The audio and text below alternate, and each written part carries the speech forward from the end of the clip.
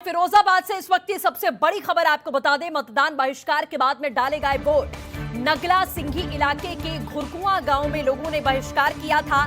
बहिष्कार की अगुवाई करने वाले राशन डीलर को धमकी दी गई। लाइसेंस और कोटा निरस्त करने की धमकी मिलने के बाद में वोट डाले गए। दोपहर 1:45 पर राशन डीलर सहित 5 वोट पड़े हैं। गांव के लोग सुबह से ही बहिष्कार कर रहे थे। विकास न होने की वजह से बहिष्कार का ऐलान यहां पर कर दिया गया था।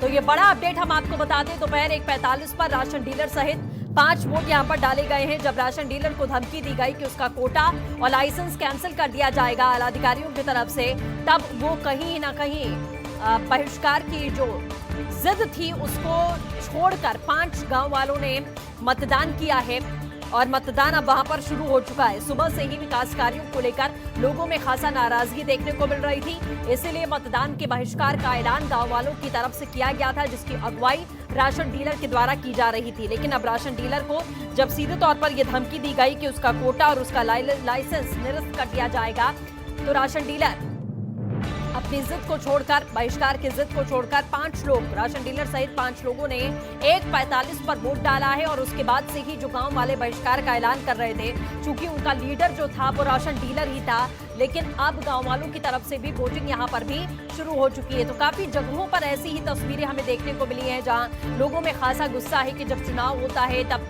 तमाम जो प्रत्याशी होते हैं, हर दल के नेता होते हैं, वो जनता को सराखों पर बिठाने की कोशिश करते हैं, लेकिन जब वो सत्ता पर काबिज हो जाते हैं, चाहे कोई भी दल हो, कोई भी पार्टी हो, जब उनको वोट देकर अपने कीमती वोटों से यही वो जनता है जो उन्हें जिताती है और इसी जनता को निराशा हाथ लगती है। काफी लंबा समय बीत गया और इन लोगों को किसी प्रकार की सुविधा यहाँ पर नहीं मिली। कहीं रास्ते की समस्या, कहीं सड़क की समस्या, कहीं बड़े गड्ढे, कहीं पानी की समस्या। तो लोग कहीं ना कहीं इसी को लेकर नाराजगी जाहिर कर रहे हैं।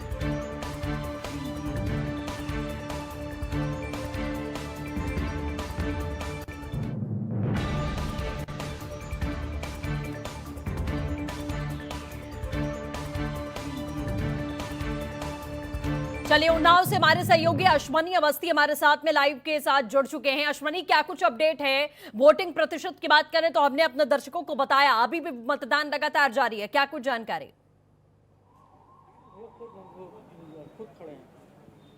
देखिए सृष्टि, आपको बताना चाहूँगा, अगर वोटिंग प्रतिशत की बात की जाए 3 बजे तक की 42.99 था। उसके बाद में अगर इसमें हम बूथ पे खड़े हैं जहाँ पे धीमे धीमे लोगों का जो एक जोश होता है वो कम होता नजर आ रहा है। हाँ। यहाँ पे लोगों की संख्याएं भी कम हैं। मेरे पीछे देखना चाहेंगे, इस समय ये बूथ है जो कि यहाँ पे बिल्कुल सन्नाटा अब लगने लगा है धीमे धीमे। तो ये चीज़ें कहीं ना कहीं दिख रही है कि लोगों में जोश कम हो रहा है वोटिंग को लेकर। अगर बात की जाए तो 3 बजे तक की 42.99% वोटिंग हो चुकी थी। अब आगे ये देखना है कि आगे कितनी होती है। जी बिल्कुल अश्विनी, क्या रीजन देखने को मिल रहा है? क्योंकि आप बूथ पर लगातार मौजूद हैं, लोगों से भी जो लोग आए होंगे उनका पर्सपेक्टिव क्या है, ये आपने समझने की भी कोशिश की होगी कि किस माइंडसेट के साथ में आए हैं, उनके जहन में इस वक्त चल क्या रहा है। और जैसा हम अभी देख रहे हैं, अभी काफी समय नहीं बीता, ऐसा भी नहीं कि शाम होने वाली है और लोग जाहिर तौर पर अपने घरों से बाहर नहीं निकले। इसके पीछे रीजन आपको क्या देखने को मिल रहा है जमीन पर?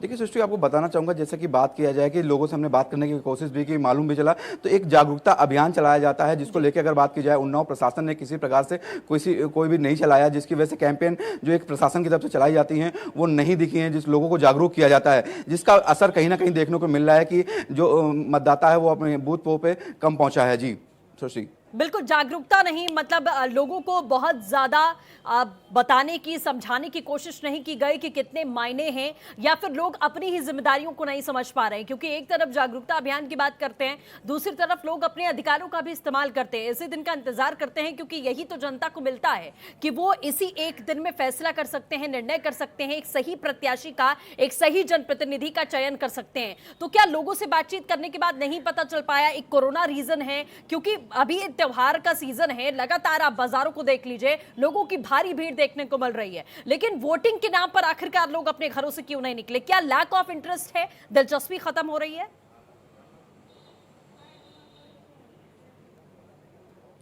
हाँ सृष्टि, बिल्कुल सही बात कह रही हैं। जैसे कि आपको बता दें कि आपने कहा कि त्योहारों का मौसम चल रहा है और कल एक त्यौहार है जिसको लेके भी पूरी तरीके से लोग अपने अपने घर में तैयारियां कर रहे हैं। तो महिलाओं की अगर खास तौर से बात की जाए तो जो हैं वो अपने तैयारियों में लगी हुई हैं, वो वोटिंग का जिस पर कम दिखी है। अगर वहीं दूसरी तरफ अगर बात की जाए अगर बात की जाए पर्टिकुलर एक विधानसभा से चुनाव है तो जिसको लेके जो लोग बाहर यहाँ से जॉब करने जाते हैं वो अपनी अपनी जॉब पे गए हैं, जिनको छुट्टियां नहीं मिली हैं, इसकी वजह से का भी असर देखने को कहीं ना कहीं मिला है।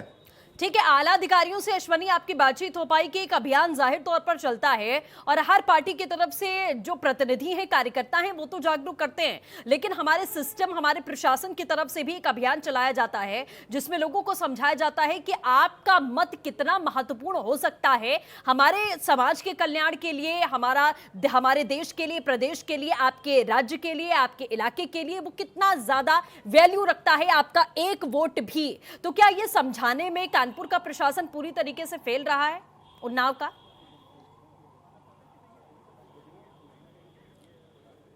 सृष्टि, देखिए बिल्कुल सही कह रही हैं आप। कहीं ना कहीं ये है चूक जो कि देखने को मिली। अगर अधिकारियों की बात की जाए तो अधिकारी तो अपनी बात को मनाने में लगे रहते हैं कि हमारे पास तो सही तरीके से लोगों को जागरूक किया गया है, चाहे वो सोशल मीडिया के जरिए हो, चाहे बैनर पोस्टर लगा के हो, मगर उसका असर आज देखने को नहीं मिला है। तो इसी एक बड़ी लापरवाही दिख रही है प्रशासन की, कहीं ना कहीं उन्नाव बांगरमऊ उपचुनाव को हल्के में लेने के प्रशासन को। जी, वजह क्या रही है इसके पीछे? क्या जमीन पर उतरकर पार्टियों ने भी अपनी तरफ से कोशिश नहीं की?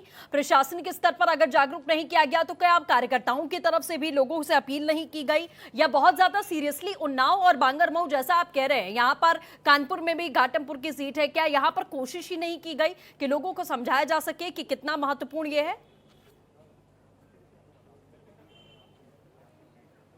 सुशी, देखिए आपको बता दूं, जैसे कि अगर बात की जाए प्रत्याशियों की, तो प्रत्याशियों में अगर उत्तर प्रदेश मुखिया योगी आदित्यनाथ ने 2 जनसभाएं की हैं, जिसके बाद में प्रत्याशी के साथ में और भी जो वरिष्ठ नेता हैं वो यहाँ पे पहुंचे। यहाँ तक ब्रजेश पाठक और महेंद्र कुमार पहुंचे। जो एक सत्ता में लोग थे उनका एक अलग अलग बूथों में देखने को मिला है, मगर कोई कोई बूथ तो ऐसे हैं जहाँ पे बिल्कुल सन्नाटा सा दिखा है। अगर बात की जाए तो कोई भी पूरी तरीके से लुभाने की जो बात होती है एक मतदाता को अपने बूथ तक पहुंचाने की, वो नहीं पहुंचा पाए हैं। चाहे वो कांग्रेस की बात करें, चाहे हम सपा की बात करें, चाहे बसपा की बात करें। ठीक है अश्वनी, आप बने हमारे साथ में, मैं फिर तो से कहीं ना कहीं ये चीजें देखने को मिली कृष्णकांत मिश्रा हमारे सहयोगी जुड़ चुके हैं फिरोजाबाद हैं। से। मैं आऊंगी अश्वनी आपके पास। कृष्णकांत हमारे साथ में जुड़ चुके हैं। कृष्णकांत, फिरोजाबाद से लगातार जो तस्वीरें निकल कर आ रही थी कि सीधे तौर पर बहिष्कार कर दिया गया था, लोग बहुत ज्यादा आक्रोशित दिखाई दे रहे थे, लेकिन अब कुछ समय पहले वोटिंग वहां पर शुरू हो चुकी है। क्या मौजूदा परिस्थिति है, विस्तार से बताइएगा।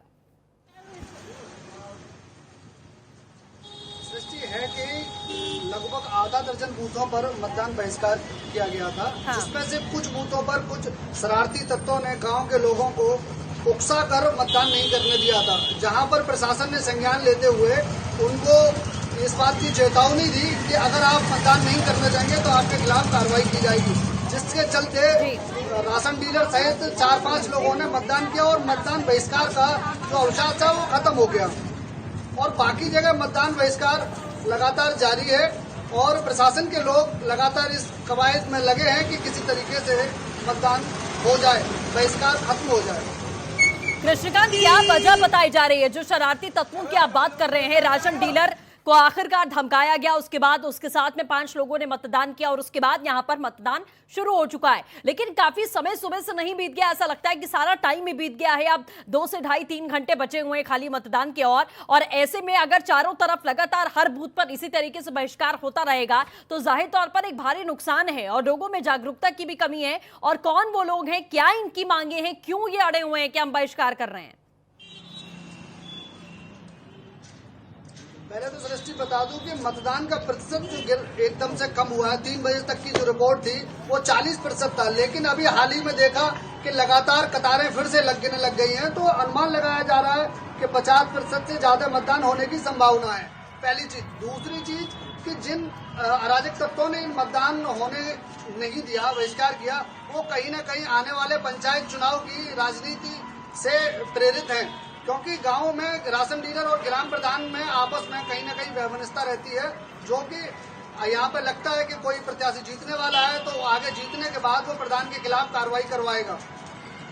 कृष्णकांत, क्या प्रशासनिक स्तर पर कोई तैयारी नहीं की गई थी या पहले से ऐसी कोई सुगबुगाहट नहीं थी कि यहां पर कुछ लोग ऐसे हैं जो अपनी स्वार्थ की राजनीति के लिए, अपने मतलब के लिए लोगों को भी बरगलाने की कोशिश कर रहे हैं, क्योंकि आम जनता को कहीं ना कहीं बहला फुसलाकर उनको ये पट्टी पढ़ाई गई है, तभी वो अपने मतों का प्रयोग नहीं कर रहे, क्योंकि मतों का प्रयोग हर एक व्यक्ति को करना चाहिए। एक यही इकलौता अधिकार होता है आपके पास में, जिससे आप जिसे चाहें और जैसा चाहें वैसा प्रतिनिधि आप चुन सकते हैं। कम से कम आपका एक वोट बहुत कीमत रखता है। कृष्णकांत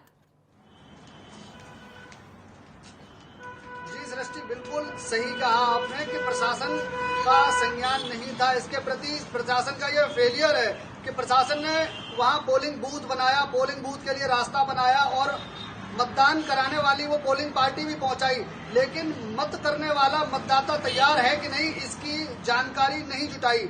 प्रशासन को लगता था कहीं ना कहीं कि हमने जो गांव में प्रशासनिक व्यवस्थाएं छोड़ रखी हैं वो सही कार्य कर रही हैं, जबकि जनता का जो आम रोष है वो प्रशासनिक व्यवस्थाओं के अगेंस्ट है। पूरी तरह से जनता के लोग कह रहे हैं कि अगर विकास नहीं तो वोट नहीं, रोड नहीं तो वोट नहीं, इस तरीके के नारे लगाने के बाद बिल्कुल जाहिर तौर पर। चलिए कृष्णकांत, आप नजर बनाए रखिएगा, हम लगातार आपसे अपडेट लेते रहेंगे। अश्वनी, कृष्णकांत, आप दोनों का हमारे साथ जुड़ने के लिए बहुत बहुत शुक्रिया।